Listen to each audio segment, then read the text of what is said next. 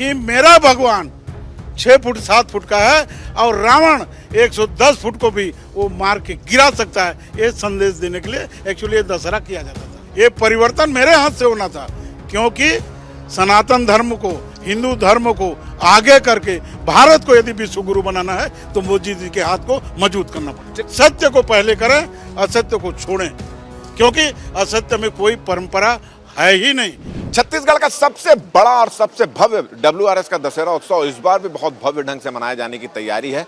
आप देख रहे हैं मेरे साथ जो लोग खड़े हुए हैं वो नेशनल क्लब और WRS दशहरा उत्सव समिति के लोग हैं। लगभग 1 महीने से WRS कॉलोनी में दशहरा उत्सव की तैयारी चल रही है। मेरे पीछे आप स्ट्रक्चर देख रहे होंगे, ये लोहे का मजबूत स्ट्रक्चर तैयार किया जा रहा है। इस स्ट्रक्चर में रावण का 10 सर स्थापित होगा और सबसे ऊंचा जो रावण 110 फीट का रावण यहाँ पर जलता था। और पूरे आयोजन के बारे में जानकारी देने के लिए नेशनल क्लब के जो पदाधिकारी हैं, आयोजन समिति के पदाधिकारी और विधायक, जो उत्तर के विधायक पुरेंद्र मिश्रा हमारे बीच यहाँ उपस्थित हैं। इन्होंने एक बात जरूर बोली कि हर बार जिस तरह से WRS में दशहरा उत्सव मनाया जाता था, अगले बार से इसका स्वरूप चेंज होगा। रावण की जो मूर्ति थी, जो एक रिकॉर्ड हाइट रहती थी रावण की मूर्ति की, उसकी भी हाइट कम होगी। तो किस तरह से स्वरूप बदलेगा और किस स्वरूप में अगले साल से दशहरा उत्सव मनाया जाएगा और इस बार किस स्वरूप में मनाया जा रहा है, इस तमाम मुद्दों पर चर्चा करेंगे। इस बार किस तरह से मनाया जा रहा है? देखिए, 101 फुट की मूर्ति हम लोग इसलिए बनाते थे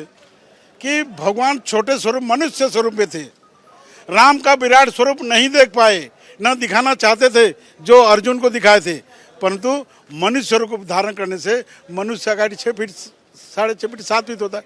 तो एक मैसेज देने के लिए कि मेरा भगवान 6 फुट 7 फुट का है और रावण 110 फुट को भी वो मार के गिरा सकता है, ये संदेश देने के लिए एक्चुअली ये दशहरा किया जाता था।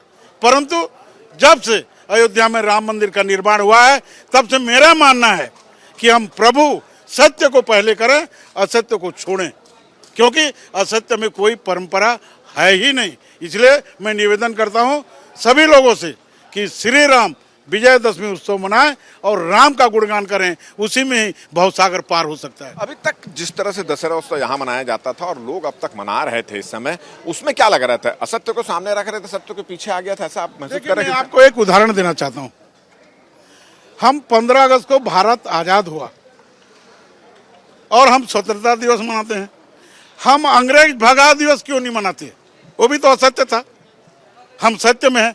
तो मेरा कहने का मतलब है कि राम रावण के बीच में जो है, हम सत्य को आगे ले जाएं, राम को आगे ले जाएं, क्योंकि राम हमको उद्धार करेंगे।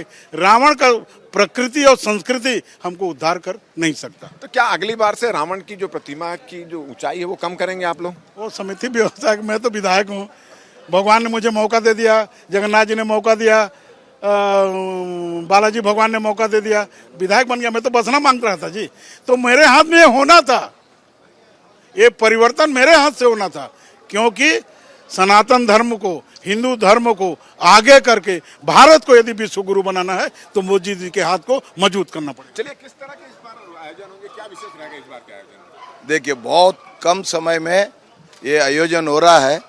भगवान नारायण की कृपा है, क्योंकि उन्हीं का काम है। तो हम लोगों का बस यही कोशिश है कि किसी रूप से हमारा जो उत्सव जो 53 साल हो चुका है वो कंटिन्यू होना चाहिए।